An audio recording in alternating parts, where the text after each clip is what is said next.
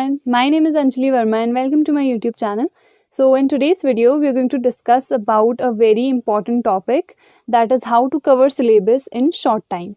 So I saw a lot of comments that you all wanted a video on how can you cover your syllabus in short period of time, because obviously आपके पास time बहुत कम है and जो आपका syllabus है वो बहुत ज़्यादा है. So I am going to share few tips with you all जो मैंने खुद अप्लाई की थी अपने एग्ज़ाम से पहले, जिसकी हेल्प से मैं बहुत शॉर्ट पीरियड ऑफ टाइम में पूरा ही सिलेबस अच्छे से कवर कर पाई थी and I was able to score 100 marks in physics, chemistry and maths.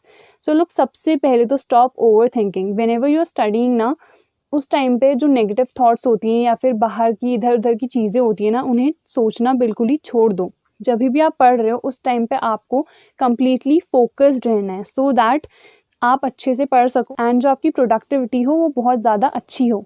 Because जो क्वालिटी होती है ना of the time that you invest in studying, it matters not the quantity. आप 6 आवर्स पढ़ रहे हो बट अगर आप उन 6 आवर्स में डिस्ट्रैक्टेड हो, डीमोटिवेटेड हो, अच्छे से पढ़ नहीं रहे हो, कुछ समझ में नहीं आ रहा है, तो उससे वो 2 घंटे की पढ़ाई ज़्यादा अच्छी होती है जिसमें आप अच्छे से हर एक टॉपिक को समझ भी रहे हो, उसे अच्छे से पढ़ भी रहे हो एंड वो ज़्यादा टाइम तक आपको याद भी रह रहा है.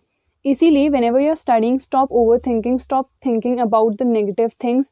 नेगेटिव थाट्स बिल्कुल भी अपने दिमाग में मत लाओ. ये मत सोचो कि मैं कर पाऊँगा या फिर नहीं कर पाऊँगा. ये सब कुछ भी सोचने की ज़रूरत नहीं है. जितना भी आप पढ़ रहे हो उसे क्वालिटी टाइम बनाओ अपना, कि आप अच्छे से उस पर्टिकुलर टाइम पे पढ़ पाओ. And you can also meditate before going to study so that आप फुल फोकस्ड रहो. सिर्फ 2 to 3 मिनट्स भी अगर आप शांति से बैठोगे तो आप पढ़ाई पे अच्छे से फोकस कर पाओगे.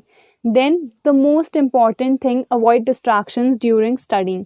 तो जब भी आप पढ़ रहे हो ना, तो जितने भी डिस्ट्रैक्शंस हैं उनसे दूर रहो. जो मेन डिस्ट्रैक्शन है वो तो फ़ोन ही है, इसीलिए फ़ोन या तो साइलेंट कर दो, फ्लाइट मोड में डाल दो या फिर अपने से एकदम दूर रख दो. एंड जितना भी ऑनलाइन मटेरियल है ना, सपोज आप यूट्यूब से पढ़ रहे हो या फिर कोई पीडीएफ है तो उसे ऑलरेडी डाउनलोड करके रख लो. बट उस टाइम पे जब भी आप पढ़ रहे हो तो आपको नेट ऑन नहीं करना है एंड फ़ोन एकदम ही दूर रखना है. Now, before moving on to our video, I would like to tell you all about the Unacademy Plus as well as Iconic subscription. So अगर किसी को भी परचेस करना है ना, so it's the best time कि तुम अभी परचेस कर लो, बिकॉज जो प्राइस है Unacademy के सब्सक्रिप्शन का वो राइज करने वाला है.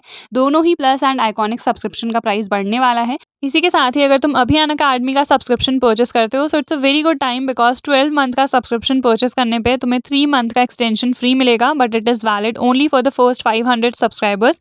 सो अभी परचेस करो एंड मेरा कोड ANJV10 डेफिनेटली यूज़ कर लेना. You'll get 10% discount in that. Unacademy के प्लस सब्सक्रिप्शन के बहुत सारे बेनिफिट्स हैं. जो भी इंडिया के टॉप एजुकेटर्स हैं उनके बैचेस में तुम एनरोल कर सकते हो. लाइव क्लासेस होती हैं, वो लाइव क्लासेस को तुम अनलिमिटेड टाइम्स देख सकते हो. रिकॉर्डेड क्लास होती हैं because then live test, live quizzes में तुम लोग एनरोल कर सकते हो. सारे ही सब्जेक्ट्स के notes, PDF as well as जो क्लासेस हैं वो एक ही सब्सक्रिप्शन के अंदर तुम्हें देखने को मिलती है.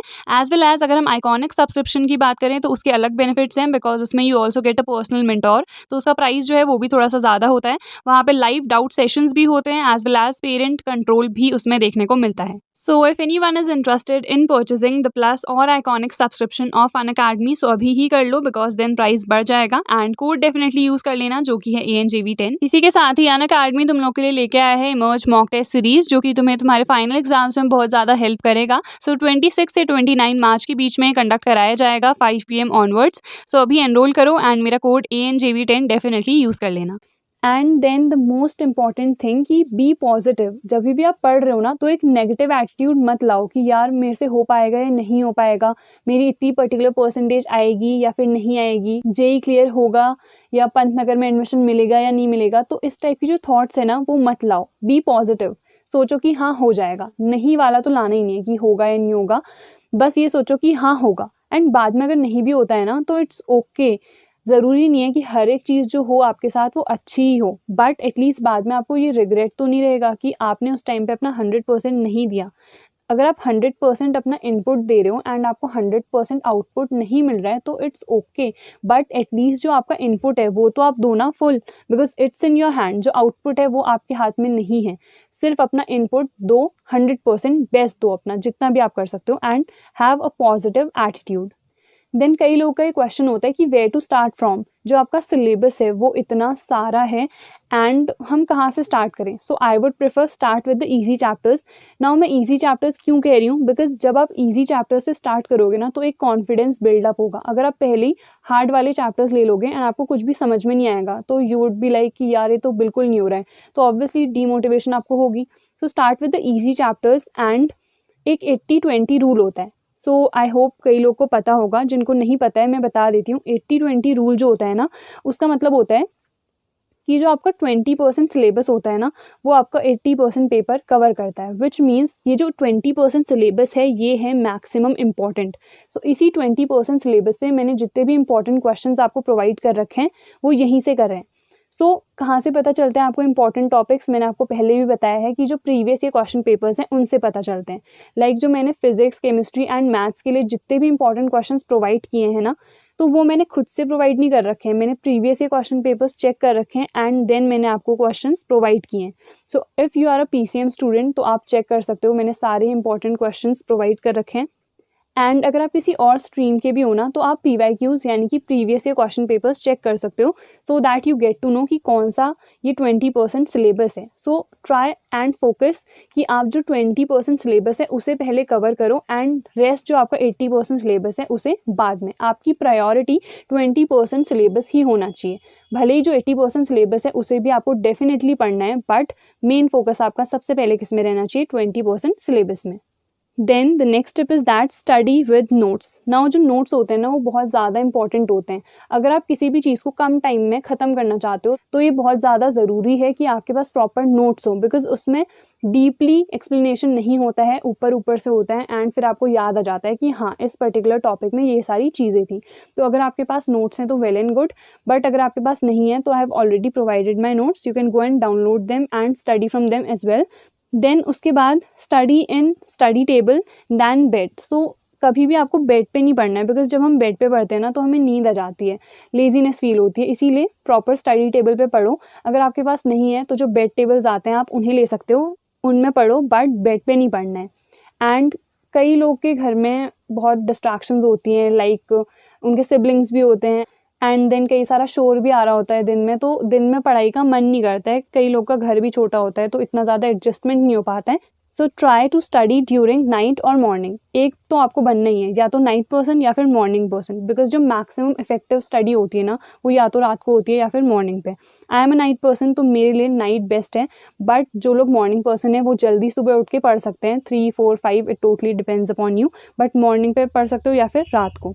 देन आप जब भी पढ़ रहे हो ना तो जितनी भी आपकी चीज़ें हैं पढ़ाई की, यानी कि आपका जितना भी स्टडी मटेरियल है उस पर्टिकुलर सब्जेक्ट से रिलेटेड, लाइक सपोज आप फिजिक्स पढ़ रहे हो तो फिजिक्स की आपके पास एक नोट्स की कॉपी होनी चाहिए, एक रफ कॉपी होनी चाहिए जिसमें आप पढ़ो अच्छे से, एंड एक पेन होनी चाहिए, पेंसिल होनी चाहिए एंड एक बुक होनी चाहिए, यानी कि PYQ, सैम्पल पेपर्स या फिर आप जो भी बुक कर रहे हो वो बुक होनी चाहिए. इसके अलावा कुछ भी नहीं होना चाहिए उस एरिया में जहाँ पे भी आप पढ़ रहे हो, क्योंकि वो फिर बहुत ज़्यादा मेसी सा हो जाता है एंड फिर पढ़ाई का मन नहीं करता इतनी सारी बुक्स देख के. तो जो सब्जेक्ट पढ़ रहे हो उससे रिलेटेड जितनी भी बुक्स हैं सिर्फ उन्हें ही रखो.